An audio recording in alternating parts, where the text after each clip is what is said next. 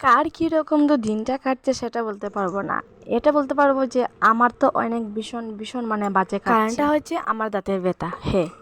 জানি না দাঁতের ব্যথা যে কী হবে কি না, তার জন্য আজকে মানে ডক্টরকে যে ট্রিটমেন্ট করতে গিয়েছিলাম, ডক্টর বলেছে যে আমার দাঁতটা নাকি ফেলতে হবে।